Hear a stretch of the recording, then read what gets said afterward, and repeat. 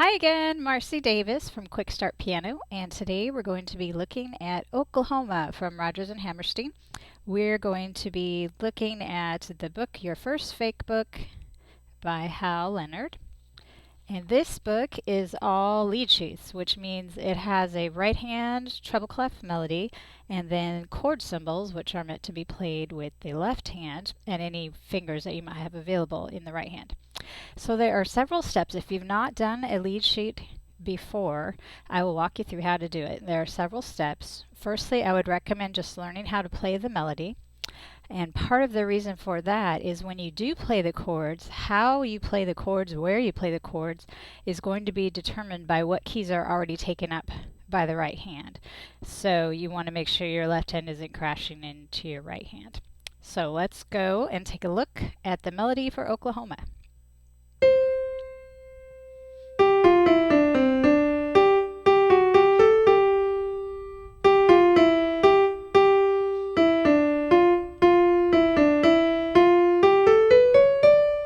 Then we have a repeat, first ending, sends us back to the top.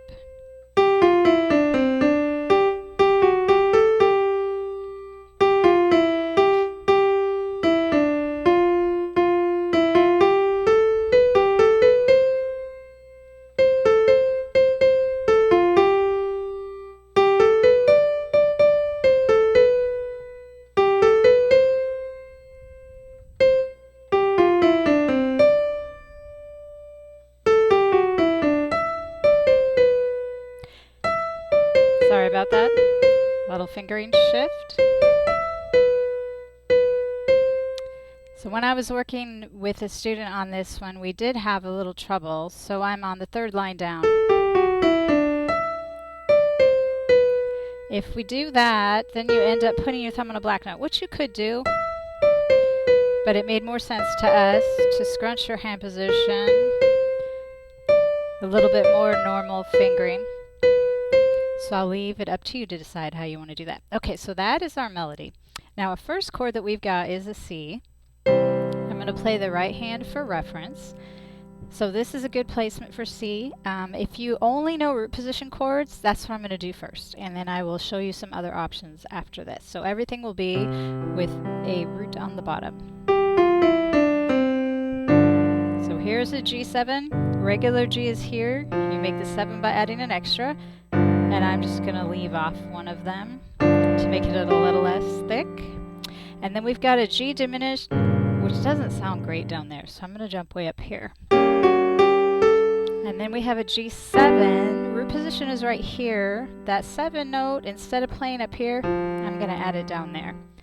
So I already broke the rule. I'm not doing root position, but it's right under your fingers, so shouldn't be too hard. Then C. C7. And again, that's pretty growly, so I think we'll put the root position F up here instead. Switch to F minor, C, A7, D7, G7. So I'm going to back up to that A7 again. There's the full chord. Just seems a little thick. You could do this. But the lower you go on the piano, the worse it sounds to have notes close together.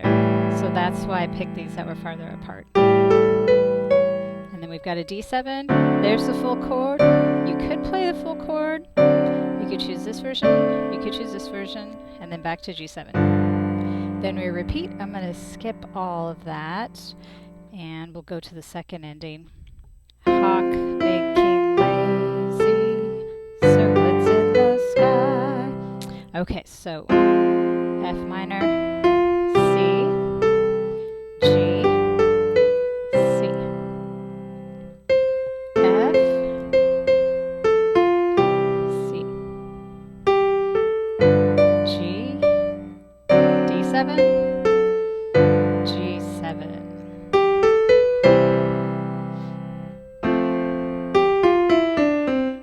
D7, that's all 4. You could choose to do it this way or this way. C. And there's that little squishy hand position. A minor. D7. G7. Alright, so that was with almost every chord in root position. Now I'm going to do it a more natural way, and that will involve inversions. So I'm going to see what my hand wants to do, and then we'll look and explain what that was. So we've got a C,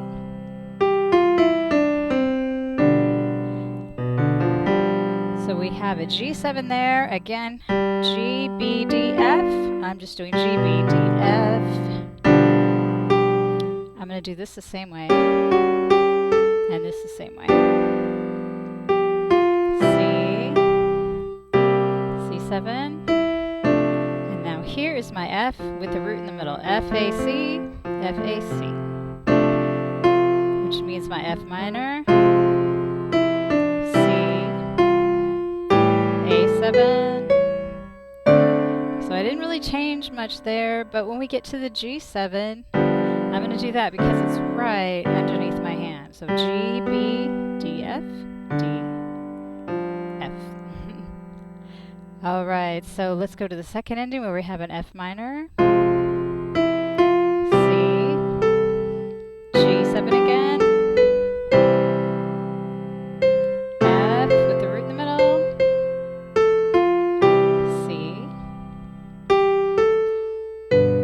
again, that's too growly. Let's go up here. D7, and then that G7 with the root right there. D.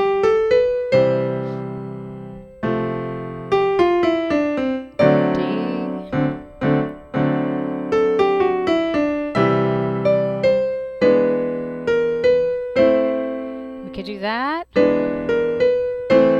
Or we could put the root right in the middle there.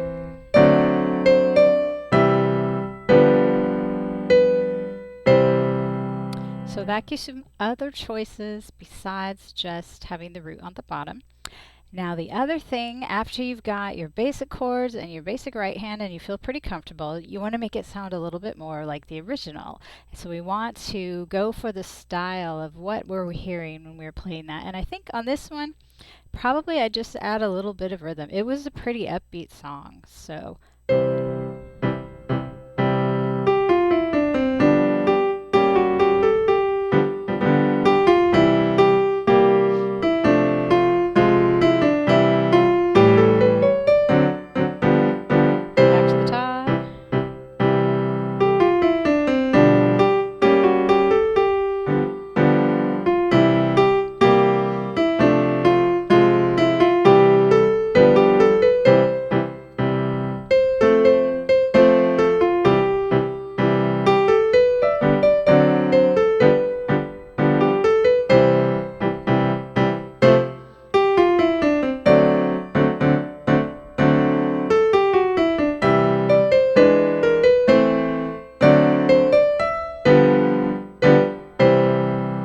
That makes it sound a little bit more like Oklahoma. I noticed in the original recording they have some rhythm that goes. That's going to be very tricky. So if you want to get very advanced,